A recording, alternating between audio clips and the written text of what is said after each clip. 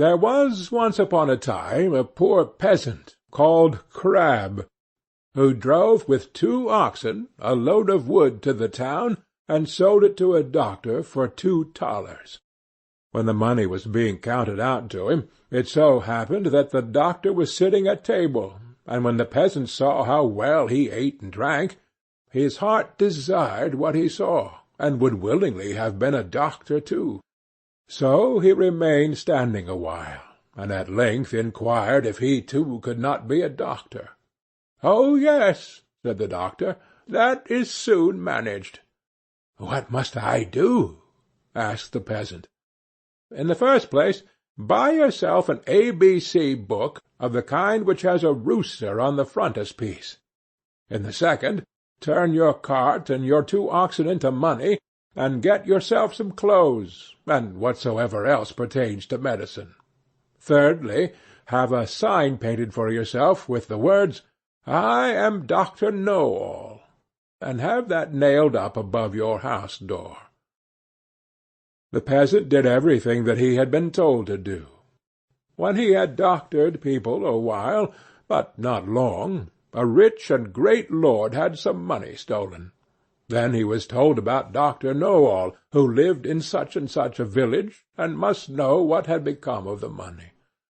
So the lord had the horses harnessed to his carriage, drove out to the village, and asked Crab if he were Dr. Knowall. Yes, he was, he said. Then he was to go with him and bring back the stolen money.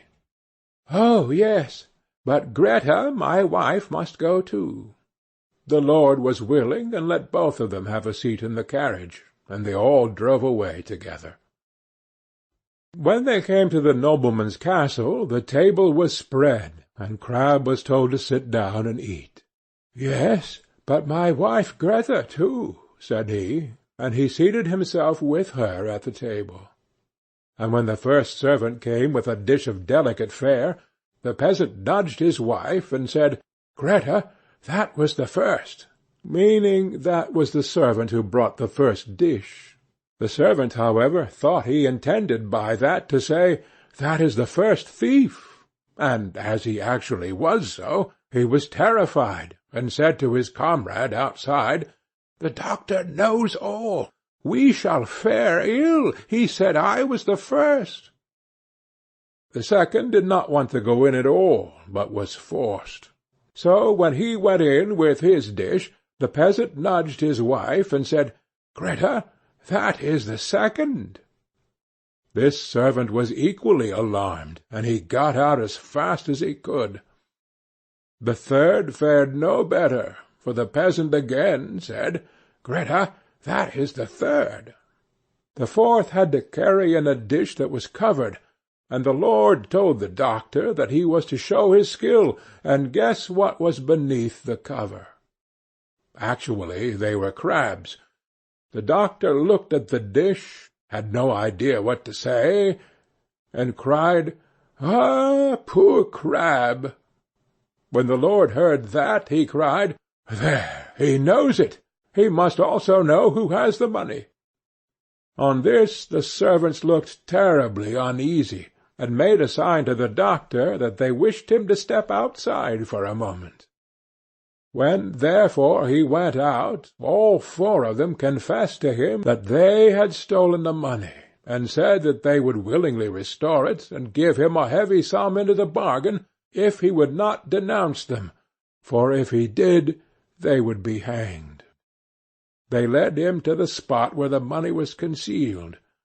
With this the doctor was satisfied, and returned to the hall, sat down at the table, and said, "My lord, now will I search in my book where the gold is hidden." The 5th servant, however, crept into the stove to hear if the doctor knew still more. But the doctor sat still, and opened his ABC book, turned the pages backwards and forwards, and looked for the rooster. As he could not find it immediately, he said, "I know you are there, so you had better come out." Then the fellow in the stove thought the doctor meant him, and full of terror sprang out, crying, "That man knows everything." Then Dr. Knowall showed the lord where the money was, but did not say who had stolen it, and received from both sides much money in reward, and became a renowned man. End of Dr. Knowall.